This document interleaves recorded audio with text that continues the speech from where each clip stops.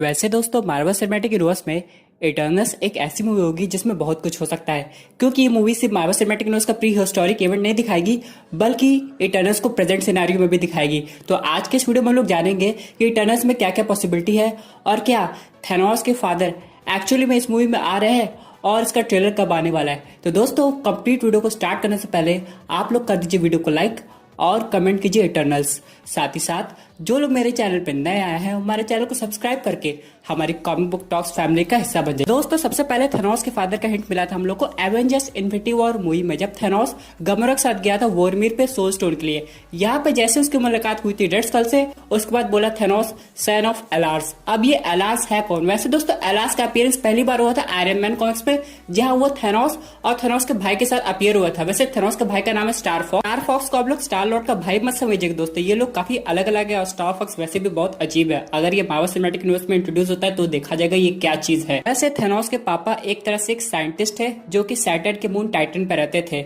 और यहाँ पे उन्हें जैसे पता चला कि थैनोस बड़ा होता जा रहा है और ज्यादा खतरनाक होता जा रहा है, तो उन्होंने अपने पापा के साथ मिलकर ड्रैक्स को बनाया। जी हाँ दोस्तों, मार्वल सिनेमैटिक यूनिवर्स में ड्रैक्स के ओरिजिन को कभी भी ठीक तरह से दिखाया नहीं गया। हो सकता है आगे जाके हम लोग को ड्रैक्स की बैक स्टोरी दिखाई दे, जहाँ पे उसकी डॉटर हम लोग को दिखाई दे जो कि अभी भी जिंदा है, जो कि हमें वॉल्यूम 3 में दिखाई देगी। इन सब के अलावा ड्रैक्स को कैसे बनाया गया, कि एक्चुअली में थैनोस के फादर और थैनोस के ग्रैंडफादर मिलकर ऐसा बनाए थे या फिर इसकी कहानी कुछ और थी। और दोस्तों क्या आप लोग जानते हैं एलास कैप्टन मार्वल के साथ भी काम किया है। ये फीमेल कैप्टन मार्वल नहीं, जो कि कॉमिक बुक में ओरिजिनल कैप्टन मार्वल है, मेल कैप्टन मार्वल, उनके साथ काम किया 1970s में। और दोस्तों 1990s में ये सिल्वर सर्फर के साथ भी काम कर चुका है। यानी दोस्तों ये कॉस्मिक एंटिटी को बहुत अच्छी तरह जानता है और एक तरह से ये एक अच्छा बंदा है, क्योंकि थैनोस के मोटिव को रोकना चाहता था। वैसे कॉमिक बुक में और मार्वल सिनेमैटिक यूनिवर्स में थैनोस के मोटिव अलग अलग थे।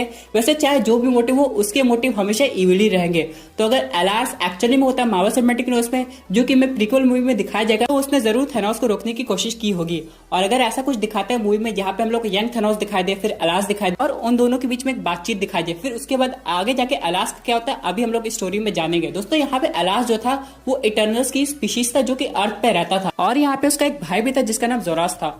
और यहाँ पे जो क्रोनोस थे यानी कि अलास और जोरोस के फादर, उन्होंने जोरोस को नया राजा बना दिया। इससे अलास बहुत ज्यादा परेशान हो गया। उसके बाद उसने ये डिसाइड किया कि वो अर्थ पे नहीं रहेगा बल्कि किसी दूसरे प्लैनेट पर चला जाएगा जिसका नाम था टाइटन।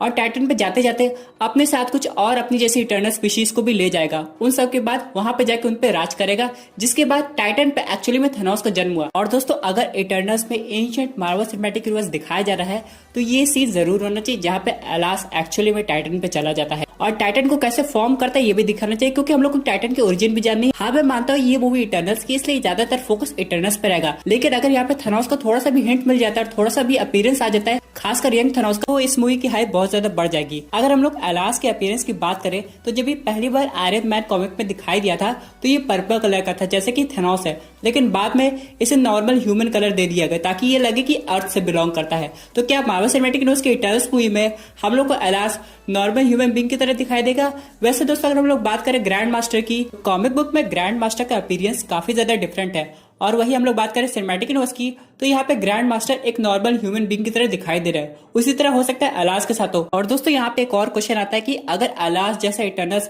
अर्थ को लेफ्ट करके किसी दूसरे प्लैनेट पे जा सकता है तो उसके जैसे बाकी इटर्नल्स भी होंगे जो कि बाकी गैलेक्सीज में चले गए होंगे। यानी इटर्नल सिर्फ अर्थ पे नहीं है बल्कि पूरी की पूरी गैलेक्सीज में फैले हुए हैं, और हो सकता है वो अर्थ पे विजिट करने आते भी होंगे, और ये सब हमें इटर्नल्स मूवी पे दिखाई दे सकता है। दोस्तों इसी के साथ बहुत से लोगों का क्वेश्चन होगा क्या एलार्स अभी भी एग्जिस्ट करते हैं मार्वल सिनेमैटिक यूनिवर्स में? तो दोस्तों मैं आपको बताना चाहता हूँ यहाँ पे 90% पॉसिबिलिटी है कि एलार्स की डेथ हो चुकी होगी, क्योंकि थैनोस एवेंजर्स इन्फिनिटी वॉर में बता रहे थे कि टाइटन प्लैनेट पे कोई नहीं बचा उसके अलावा।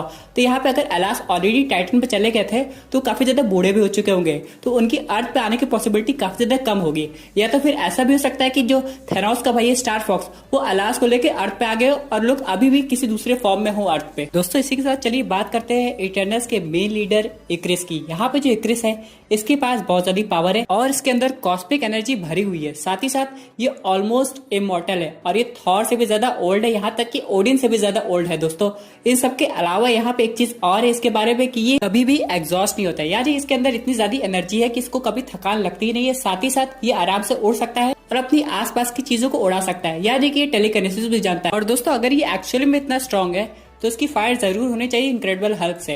यहाँ पे कभी ना कभी super hero versus super hero की फाइट फिर से हम लोग को दिखाई देगी। तो अगर इटर्नल्स एवेंजर्स से पहली बार मिलेंगे, जो कि ऐसा होगा ही, और यहाँ पे किसी तरह प्रोफेसर हल्क वापस इनक्रेडिबल हल्क बन गए होंगे, तो यहाँ पे फाइट जरूर दिखानी चाहिए। वैसे दोस्तों मैं आपको एक बात बताना चाहता हूँ, कॉमिक बुक में क्रिस को काफी ज्यादा स्ट्रॉन्ग दिखाया गया, लेकिन क्या मार्वल सिनेमैटिक यूनिवर्स का क्रिस इतना ज्यादा स्ट्रॉन्ग होगा कि नहीं, ये तो मूवी देखने के बाद पता चलेगा। क्योंकि अगर हम लोग हल्क कंपेयर करें तो कॉमिक बुक में हल्क बहुत ज्यादा पावरफुल है, लेकिन अगर हम लोग मार्वल सिनेमैटिक यूनिवर्स के हल्क की बात करें तो अभी तक उसकी पावर का फुल पोटेंशियल हम लोग को देखने को नहीं मिला है। और दोस्तों क्या आप लोग जानते हैं क्रिस ने अपोकलिप्स को हराया है? जी हाँ दोस्तों, ये वही म्यूटेंट है जो हम लोग को एक्समैन में दिखाई दिया था, जिसने बाकी म्यूटेंट्स को पावरफुल बनाया था और यहाँ पे चार्ल्स जेवियर के माइंड को कुछ समय के लिए कंट्रोल भी कर लेता। और दोस्तों मैं आपको बताना चाहता हूँ, इन शबानूर यानी कि अपोकलिप्स पहला म्यूटेंट है और मार्वल स्टूडियोज के पास एक बहुत अच्छी अपॉर्चुनिटी है इसको यूटिलाइज करने की।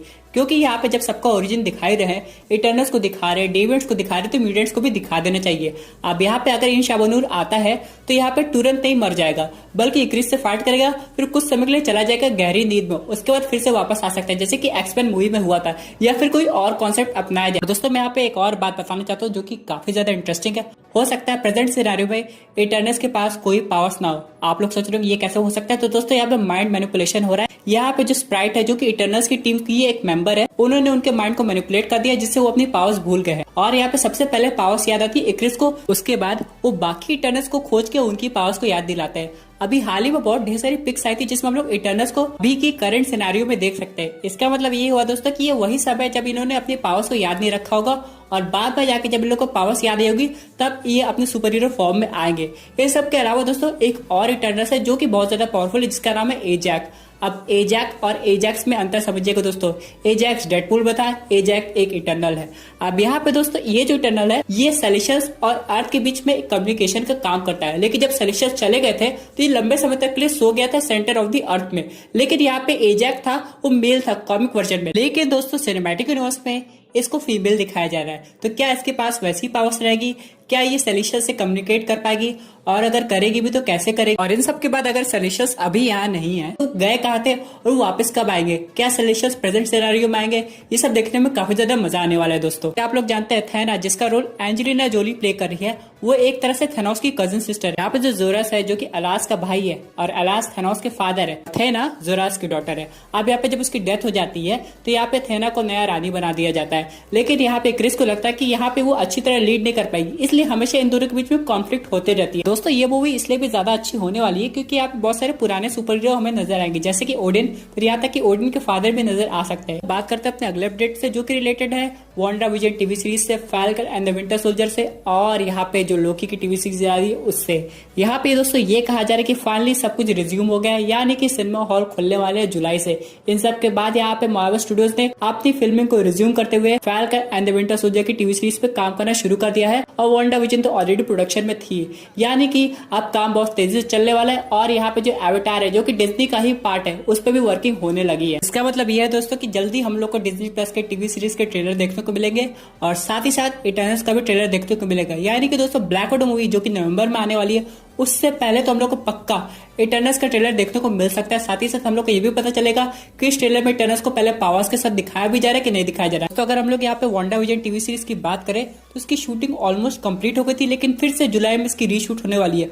हो सकता है कुछ नए सीन ऐड कर दिए गए हो या फिर कुछ एडिटिंग करना बाकी हो, क्योंकि यहाँ पे पॉल बेटनी का कहना था कोई इवेंट अटेंड करने जा रहे थे, लेकिन उनको अपने इवेंट को हटाना पड़ा क्योंकि अभी भी वांडा विजन टीवी सीरीज में कुछ काम बाकी है। दोस्तों इसका मतलब यह है कि हम लोग को इसी ईयर में ये टीवी सीरीज देखने को मिल जाएगी, और जैसे ही टीवी सीरीज कंप्लीट होगी इसका ट्रेलर भी हम लोग को लग रहा है अगस्त से सितंबर तक आ जाएगा। वैसे अगर बात सितंबर की हो रही है तो सितंबर से रिलेटेड एक और अमेजिंग अपडेट आई है कि ये हॉकाई की टीवी सीरीज की फिल्मिंग चालू हो रही है 20 सितंबर 2020 में। जी हाँ दोस्तों, ये तो रही बात सिर्फ डेट की, लेकिन इससे भी ज्यादा इंपॉर्टेंट बात यह है कि यहाँ पे जो इसका प्लॉट डिटेल है वो भी सामने है कि हॉकाई केट बिशप को ट्रेनिंग दे, जो कि आगे जाके यंग एवेंजर्स टीम ज्वाइन करेगी। दोस्तों इससे दो चीज कंफर्म होती है, केट बिशप का इंट्रोडक्शन होने वाला है मार्वल सिनेमैटिक यूनिवर्स में, और यंग एवेंजर्स मूवी भी अब ज्यादा दूर नहीं है। लेकिन दोस्तों अभी भी हम लोग को ये नहीं पता कि केट बिशप का रोल कौन प्ले कर रहा है।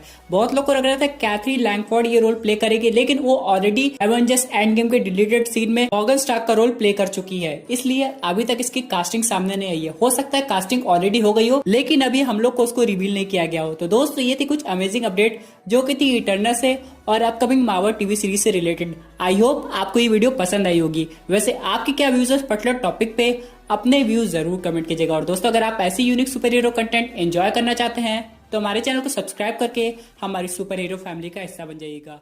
Thank you for watching.